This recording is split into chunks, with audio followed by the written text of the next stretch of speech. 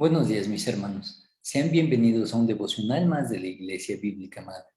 Para nosotros siempre es un gusto el verles conectados, el poder leer también en los comentarios de los devocionales saludos, pero sobre todo el saber que Dios está hablando a través de su palabra, porque Dios siempre nos muestra lo que quiere que nosotros comprendamos en nuestro día a día a través de las porciones bíblicas que leemos, pero es importante por ello, si buscamos la guía de Dios, leer, llevar un devocional, y esa es la importancia de este devocional como iglesia, que Dios nos habla de forma específica, pero también de forma congregacional. Y el día de hoy estamos viendo este devocional que lleva por título, no estás solo, nunca estás solo. ¿Por qué? Porque Dios está con nosotros en todo tiempo. Y la importancia que hoy vamos a ver es reconocer lo que Dios nos habla, lo que nuestro Señor Jesucristo nos dice como palabra de vida. Vamos a estar viendo la porción que se encuentra en el libro de Juan, capítulo 6, versículos 60 al 71. Oremos a Dios para que Él hable a través de su palabra, que su Espíritu Santo nos ayude a comprender y nos dé guía en este tiempo devocional. Bendito Dios, en esta mañana te queremos dar gracias porque tú has tenido con bien el renovar tus misericordias para con nosotros, porque sabemos que nuevas son cada mañana. Podemos ver qué grande es tu fidelidad, bendito Dios. Y te agradecemos por esto y te pedimos que en esta mañana sea tu Santo Espíritu que nos guíe a través de esta porción y nos ayude a comprender aquello que tú quieres que entendamos, bendito Padre. Te pedimos por tu guía, por tu instrucción y te damos gracias por este tiempo que nos permites tener como iglesia y te lo pedimos en nombre de tu Hijo amado, nuestro Señor Jesucristo. Amén. Bien, mis hermanos, cuando nosotros vemos esta porción de Juan 6, 60 al 71, empieza con una respuesta muy dura por parte de los discípulos. Vemos en este capítulo 60 cuando nos dice la palabra que al oír muchos de sus discípulos dijeron, dura es esta palabra, ¿quién la puede oír? Hablábamos del pan de vida y cómo Jesús les estaba diciendo, a través de mí, el que cree en mí tiene vida. Y estaban en la congregación de Capernaum. Entonces, cuando ellos le dicen, dura es esta palabra, se refiere a que es difícil de aceptar, no a lo que es difícil de entender. ¿Por qué? Porque entendían, tenían un amplio sentido de comprensión, no tenían un sentido reducido, por algo eran los discípulos, no solamente los dos, sino todos los que estaban con nuestro Señor Jesucristo, comprendían y por eso es que le seguían. Pero en esta ocasión encontraron las palabras de Jesús de cierta manera misteriosas, o sea, algo que no podían ellos tan fácil desarmar, tan fácil masticar y comprender. Y por eso es que las hallan de cierta forma perturbadoras. ¿Por qué? Porque era algo que les resultaba difícil de entender. Y en ese difícil de entender no sabían si seguir o si no. Y entonces nuestro Señor Jesucristo les responde, ¿esto les ofende? ¿Por qué? Porque Jesús entendió la ofensa de muchos de sus oyentes, porque escucharon y sin embargo no cambió su enseñanza, el sentido de culpa que ellos tenían, porque sabía que no tenían vida, que necesitaban de ese pan de vida y sin embargo no estaban todavía listos, no estaban dispuestos. ¿Por qué? Porque Jesús cuando predica esto, cuando dice esto, lo hace no para complacer a su audiencia, que es muchas veces lo que pasa en las iglesias. Su preocupación inmediata fue ir hacia los corazones de su audiencia, no hacia sus oídos, hacia agradar con lo que él decía, sino confrontar. Y esa confrontación fue lo que los ofendió, lo que hizo que tambalearan en ese momento. Entonces, podemos ver que muchas veces la palabra puede confrontarnos o tal vez un hermano puede confrontarnos o una predicación o un devocional o una alabanza y cuando eso pase, no seamos testarudos en decir, bueno, ¿quién puede comprender esto? ¿Quién puede hacerlo? ¿Quién puede seguir aquello que se nos está dando? Después nuestro Señor Jesucristo les dice, pues qué, si viereis al Hijo del Hombre subir a donde estaba primero, y les lanzo una pregunta bien clara, ¿qué harían si ustedes ven, si ustedes me ven regresar a donde yo vine? Sí, básicamente les está diciendo entonces, si esto les ha ofendido, ¿qué van a pensar ustedes cuando me vean subir a la gloria del cielo? Mejor oféndanse ahorita y lo superarán. A que se ofendan en ese día, el día que estén delante de mí y tengan que responder ante mí en el juicio. Entonces, sigue la confrontación. El espíritu es el que da vida. La carne para nada aprovecha. Le sigue diciendo, esta podría ser entonces la porción y la idea principal del discurso de nuestro Señor Jesucristo. ¿Por qué? Porque continuamente los está llamando a ellos y también ahora a nosotros a poner nuestro corazón y nuestro enfoque en las realidades espirituales, no en las cosas materiales. ¿Por qué? Porque Jesús sabía desde el principio quiénes eran los que no creían. Muy en particular de los 12 que tenía, Jesús sabía que había uno que no había creído, que todavía no había recibido ese pan de vida y por eso es que hace esta confrontación y por eso es que hace estas palabras. Y aparte de Judas Iscariote, muy seguramente habían otros que no habían creído y Jesús por eso tiene esta intención antes de hablar palabras que les agraden, palabras que les confronten, para que esos corazones que todavía no se habían rendido a Él, se vuelvan a Él. Sin embargo, podemos ver que es totalmente posible y no solamente es posible, es totalmente real que Jesús supiera esto simplemente como un hombre sometido al Padre y dotado por el Espíritu Santo. ¿Por qué? Porque incluso como hombres sabemos que de todos los que están en una congregación, vamos a hablarlo en este contexto, de todos los que están en una congregación, no todos han creído. La palabra nos dice en Apocalipsis que por cada uno de los que estaban, por cada dos que estaban en el campo trabajando, uno será llevado y uno se queda. Entonces, suena triste, pero es una confrontación muy fuerte. Imagínense que hay 500 personas en una congregación y 250 van a la gloria en el arrebatamiento y otras 250 se quedan. Es una realidad que Jesús en ese momento no puede negar, no solamente desde su divinidad, sino desde su humanidad. Es decir, yo reconozco, yo veo, yo sé que no todos los que están aquí aún han creído en mí. Y ahora, bueno, vamos a ver, porción del 65 y el 66, ¿cuál fue la razón espiritual por la que algunos discípulos se fueron, dejaron de seguirles? Y la palabra nos dice que después Jesús dijo, por eso os he dicho que ninguno puede venir a mí si no le fuere dado del Padre.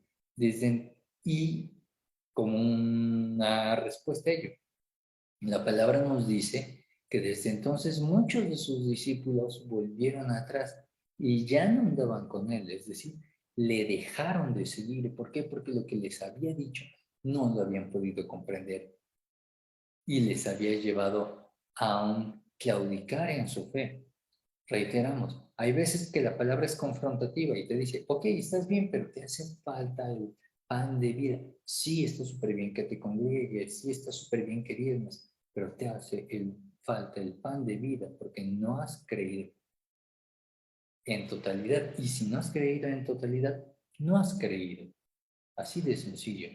Y cuando vemos ese tipo de confrontaciones como, ok, está bien que estás en la iglesia, que llevas 5 años de creyente, pero si sigues mintiendo, si sigues adulterando, si sigues ofendiendo, si sigues en fornicación, si sigues en ira, te hace falta el pan de vida.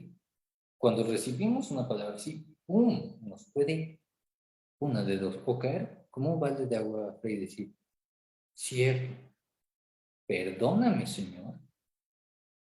O nos puede caer el mismo balde de agua fría y nos apartamos. No, es que ¿por qué me dices esto? Sea que lo leamos de la palabra, sea que lo escuchemos de nuestro pastor o de algún hermano, sea que de un devocional. Estos discípulos se ofendieron. Y esta es la razón por la que muchas veces algunos hermanos también se llegan a ofender y se apartan. Es algo normal que a veces pasa, que no debiera, pero en nuestra humanidad pasa. Y por eso es que nuestro Señor Jesucristo dice, por eso os he dicho que ninguno puede venir a mí si no le fuere dado del Padre, porque nuestro Señor Jesucristo de cierta forma estaba reprendiendo las motivaciones materiales y terrenales que tenían para seguirlo. Recordemos que algunos le seguían porque pensaban que era el Mesías libertador que iba a venir con guerra para zafarles del dominio romano. Y otros estaban por interés. Pero él dice que si no lo buscaban en el espíritu, en vez de buscarlo por comida o por cualquier cosa, entonces realmente no habían venido a él y no eran dados a él a través del Padre. ¿Por qué? Porque tal vez lo siguieron hasta el otro lado del mar de Galilea, pero no vinieron realmente a Jesús en el sentido de seguirle, solamente de necesitarle, de buscarle por conveniencia. Y es ahí donde también tenemos que tener mucho cuidado. Cuando nosotros decidimos seguir a Jesús, es seguirlo en la adversidad, en la tribulación, en las pruebas, en los momentos en los que sentimos que claudicamos, que menguamos. No solamente seguirlo y pensar que nuestra vida va a ser color de rosa, que va a haber bendiciones que lluevan del alto. Sí, las hay, pero también hay pruebas y eso es lo que el creyente en estos días tiene que tener de cierto y muy en claro. Somos llamados a vivir en las pruebas y permanecer, a vivir y escuchar las confrontaciones y permanecer. No porque alguien nos confronte con un pecado o algo así, apartarnos de la iglesia, por ejemplo, que es lo que sucede mucho en estos días, porque al final de cuentas terminamos apartándonos también de Dios. Y eso pues nos lleva, en el mejor de los casos, a un tiempo de prueba muy feo, donde al final de cuentas tendremos que regresar y humillarnos. En el peor de los casos, a perdición. Ahora, la palabra nos dice que desde entonces muchos de sus discípulos volvieron atrás y ya no andaban con él. Es decir, una vez que Jesús en efecto desalentó todas las motivaciones materiales y terrenales, dejaron de seguirlo. ¿Por qué? Porque fueron desalentados y quizá confundidos por la controversia deliberada que veíamos en Juan, versículo 52, introducida por líderes religiosos de Jerusalén. Desde entonces, lo podemos ver como una traducción posible de ek toto, que también significa debido a esta declaración. Entonces, vemos que debido a lo que Jesús les acababa de revelar, es que ellos deciden alejarse. Fue una revelación al momento, no una revelación que fue constante y llegó en algún momento a cansarles escucharla, sino que en ese momento fue tan confrontativa la palabra que decidieron apartarse. Y cuando se fue esa porción, pareció como si los enemigos de Jesús entonces hubiesen ganado. Hablamos de Satanás, hablamos de los fariseos, y es la crisis de la primera gran apostasía en su ministerio. Imagínense, Le empieza a seguir la gente y de momento, ¡pum!, se empiezan a ir. Sus enemigos, claro está, los judíos, en apariencia se habían llevado el día. Eso es Kenny, o sea, estaban felices por lo que veían. Y Jesús en este momento se queda ahora solamente con 12.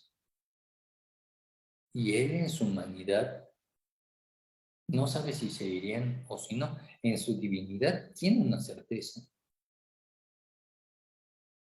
Pero aquí nosotros no tenemos esa divinidad. Somos 100% humanos, cero divinos. Y tenemos que buscar tener siempre esa certeza como hijos de Dios, que a pesar de las pruebas, de las tribulaciones, no nos vamos a apartar ni a diestra ni a siniestra, sino vamos a seguir en los caminos del Señor, aunque eso no sea pesado, no sea cansado, no sea gravoso. Ahora, vamos a ver como tercer punto la porción que va del 67 al 69. Y vamos a ver aquí cómo la parte central de lo que íbamos a ver, la disposición de seguir a Cristo cuando aún no lo entendemos todo, cuando aún no comprendemos todo, cuando aún no tenemos el panorama claro, cuando aún estamos en medio de una aflicción. Jesús se refiere, ahora sí, volteándose a los 12. ¿Quieres acaso iros también vosotros? Y cuando yo leo esto, o sea, se me viene una escena de una confrontación donde es el mismo Jesucristo quien nos está diciendo, ok, ¿tú también quieres irte? Imagínense decenas de aspirantes a ser seguidores de nuestro Señor Jesucristo, a llevar y predicar a las naciones, desaparecieron en ese momento. Y Él les pregunta a los 12 también si se irían. ¿Por qué? Porque Jesús quería examinar los motivos de quienes le seguían, incluyendo a los 12. Él quería tener una certeza, que quien le iba a seguir y quien le iba a servir era por el corazón, por convicción, no por interés, no por una falsa devoción. Y este es el punto central para nosotros. Cuando Juan expresa, cuando Juan habla, Señor. Bueno, esto le está relatando Juan, pero cuando Simón responde, Señor, ¿a quién iremos? Tú tienes palabras de vida eterna. Está hablando por los 12 y está dando una declaración de fe. ¿Por qué? Porque nadie más después habló. ¿Por qué? Porque entonces todos querían reconocer a Jesús como el Señor. Nadie apeló a esto. Todos estuvieron en silencio y de acuerdo. Y es Simón reconociendo a Jesús como la alternativa que tenían ellos. A pesar de las dificultades, ¿a quién recurrir a pesar de las dificultades? Y porque Simón también está reconociendo el valor de las cosas espirituales más que los deseos materiales, más que lo terrenal. Por eso le está diciendo, tú tienes palabras de vida eterna. Los fariseos tienen palabras que nos sirven para vivir, para guiarnos, pero tus palabras, lo que tú nos das, lo que hay en ti, aporta, abona a nuestra vida eterna, aporta a lo celestial.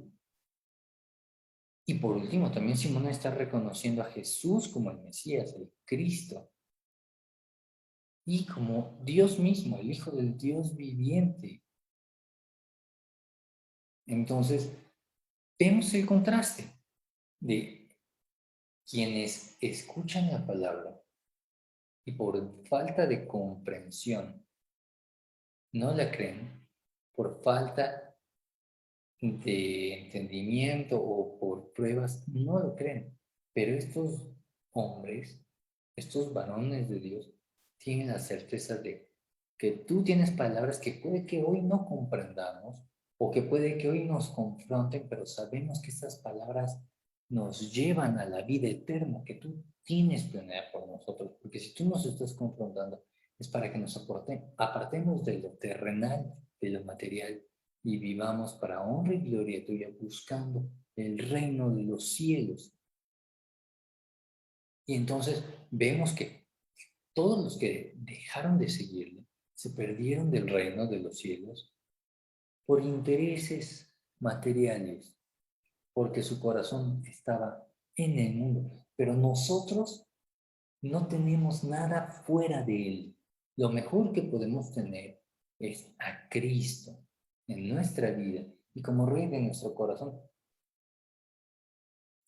Pablo, cuando está mencionando todo lo que fue su vida, cómo fue su ministerio, cómo fue su preparación, termina concluyendo, y todo esto lo tengo por pérdida. Me es estorbo, no me aporta nada. Porque después de su encuentro con nuestro Señor Jesucristo, Pablo comprende que es importante lo celestial y que lo terrenal de nada nos sirve, de nada nos aprovecha. Por eso es que tenemos que entender, como lo dice en la porción de hoy, que comprendemos que no hay nada fuera de nuestro Señor Jesucristo, nada que nos pueda satisfacer, que nos pueda llenar, que nos pueda complacer como Él, como su voluntad, como su palabra lo hace. Nada que nos pueda importar más que lo que su voluntad, lo que su palabra nos importa. Y por último, en la porción del 70 al 71 vamos a ver el conocimiento de Jesús que dan sus propios discípulos. Y lo que él les dice, Jesús les respondió, ¿no os he escogido yo a vosotros los 12? Y uno de vosotros es el diablo. Cuando está diciendo, no he escogido yo a vosotros, Jesús en realidad sí escogió a los 12. Sin embargo, entre uno de ellos, uno era un diablo y le iba a entregar. Cuando él está mencionando, entonces uno de ellos era un diabolos, la palabra griega significa un calumniador o un difamador, un falso acusador. Recordemos que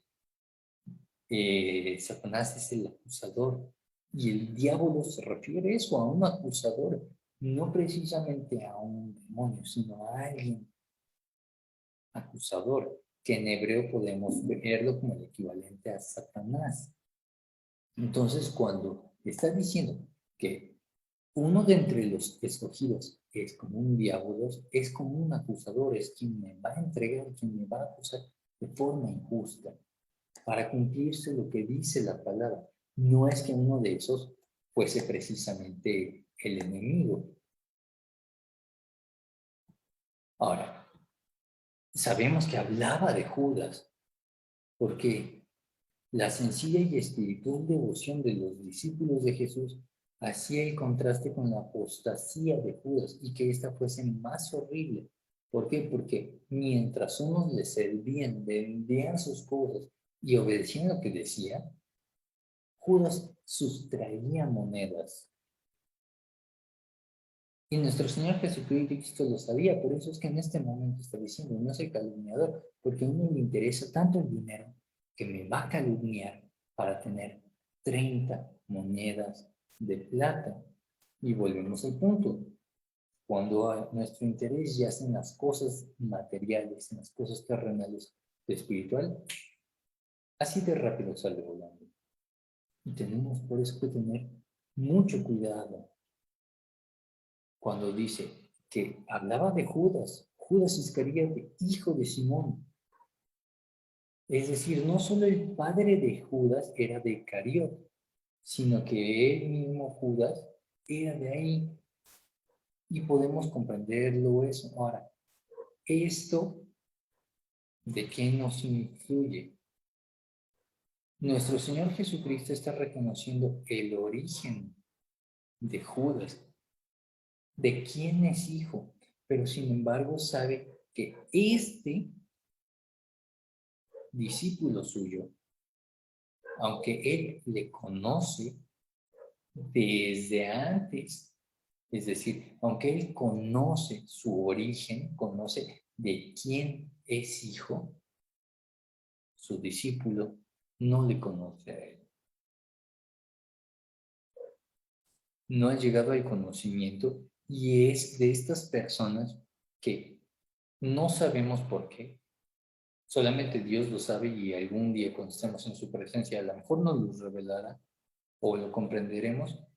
¿Por qué Judas no se fue junto con todos los demás discípulos que la abandonaron? Eso es algo que solamente el Señor sabe. Que sí tenía un rol que cumplir dentro de la voluntad de Dios, pero es algo que solamente Dios sabe. Hoy podríamos hacer especulaciones, podríamos simplemente decir, ok, simplemente sabemos que se refería a Judas, porque desde este momento, desde este instante, nuestro Señor Jesucristo ya sabía que le iba a entregar. No es algo que aconteció durante la Santa Cena. Jesucristo sabía, conocía a este falso discípulo, a este falso seguidor, y trató de confrontarle con la palabra, pero simplemente este hombre no tuvo ni la sabiduría, ni el discernimiento, ni tampoco el interés de dejar que la palabra le confrontara. Puede ser que le haya ofendido, pero no se fue por interés. Entonces, concluyendo, mis hermanos, sabemos que fuera de Dios, fuera de Cristo, nada tenemos, nada somos. Y eso es lo que tiene que ser lo más valioso para nosotros. Todo lo que tiene que ver con las cosas espirituales, la extensión del reino, vivir en santidad, servirnos los unos a los otros, ser reconciliadores y embajadores de Cristo. Todas esas cosas es lo que nos llena a nosotros, lo que tiene que llenarnos. Y tenemos que tener la certeza de que si hemos sido llamados por Dios para seguirle, tenemos que vivir de esa forma. Una forma en la cual reconocemos que fuera de Él nada somos, fuera de Él nada tenemos. Oremos a Dios. Bendito Dios, en esta mañana te damos gracias por esta porción de tu palabra, porque sabemos que tú estás hablando a través de esta, y te agradecemos porque puede ser que el día de hoy tú nos estás confrontando a través de esta porción.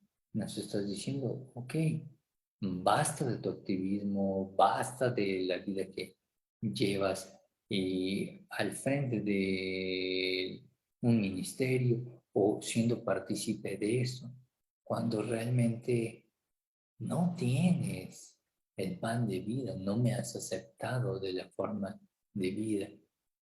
Te pido por aquellas personas para que puedan rendir realmente sus corazones y sus vidas.